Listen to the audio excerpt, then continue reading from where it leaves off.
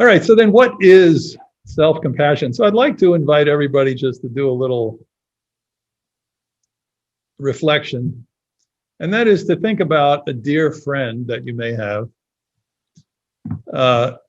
or just think generally about a friend who just experienced some misfortune. You know, maybe he is failed or feels inadequate. And you have, 5 minutes with your friend. How would you treat your friend? Just thinking to yourself for a moment. How would you treat your friend? What would the tone of your voice be? Physically, what would you do? What words would you say? What would be your physical posture vis-a-vis your friend? Would you walk around like, whoa, or would you, oh, Just think about what comes naturally that way.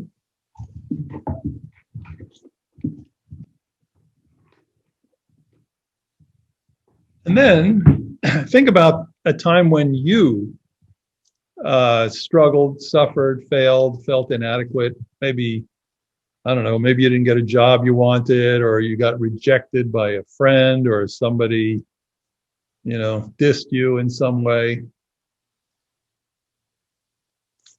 Think about that. And what then went on in your head when you were experiencing discomfort? Because you had failed or you feel inadequate. If you talk to yourself, what do you say? What is the tone? Are you patient? Are you impatient? Are you demanding? Are you listening? What kind of words go through your mind? What's your physical posture when you've just failed?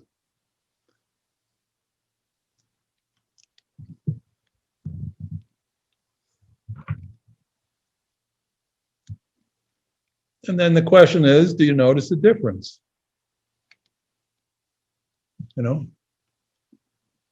Actually, why don't we open up the chat for a moment? And if you want, you can write down anything that you might have experienced during that little reflection, especially around it. Was there a difference?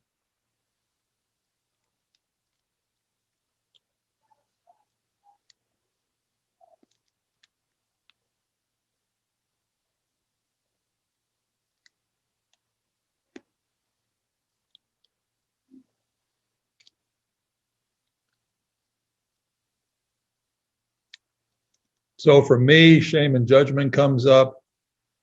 Judge myself more than I would a friend, Carla said. Become self-critical, Amy. Sean, more warm toward my friend, Margareta. Very warm towards my friend, cold towards myself. All right, thank you all. Thank you, Gina. Yeah, closed posture for self. Yeah, we're kind of like this. Right. Okay, so you get it. There's a difference for most of us. Actually, 78% of us are more compassionate toward others than ourselves. We're better at it for others. And 6% of people are more compassionate to themselves than they are toward others, and about 16% are equal.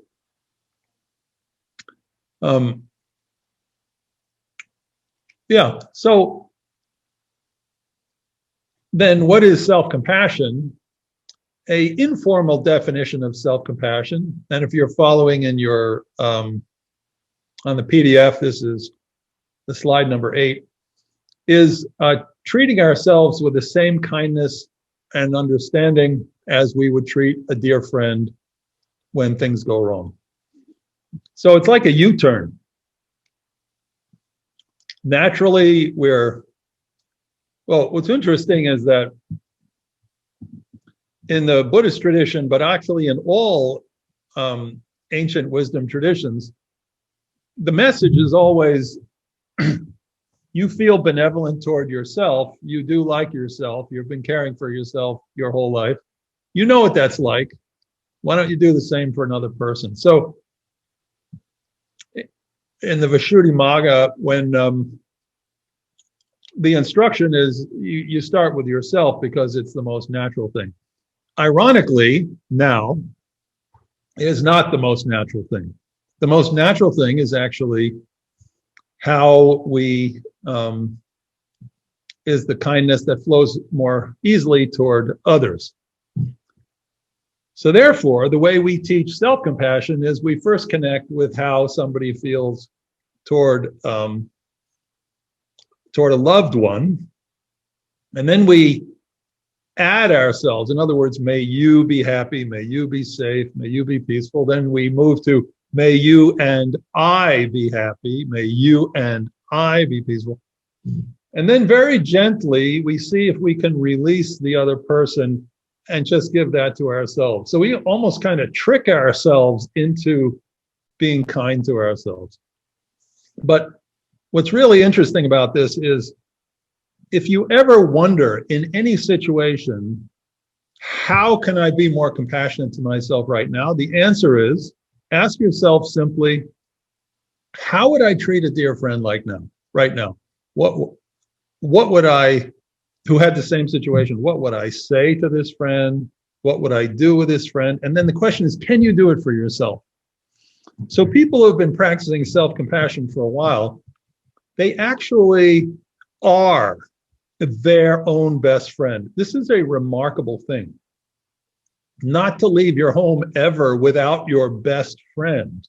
Not to, with the nearest and dearest, waking up with your nearest and dearest, going to sleep. Because actually we are more capable of knowing what we need and giving ourselves the love we need than anybody is capable of giving to us. That doesn't mean we don't need it. We are social creatures. We need a lot of love from people, from others. But just by thinking, how would I treat a friend? Can I treat myself like this? And then over time, developing that kind of friendship with yourself changes life. There's never a moment of loneliness. There's never a broken heart that isn't touched by your own heart. So this is possible. I've certainly, over the last 15 years, gotten closer and closer to that. And I'll never get there because self-compassion is not a destination. You never arrive. We're only practicing.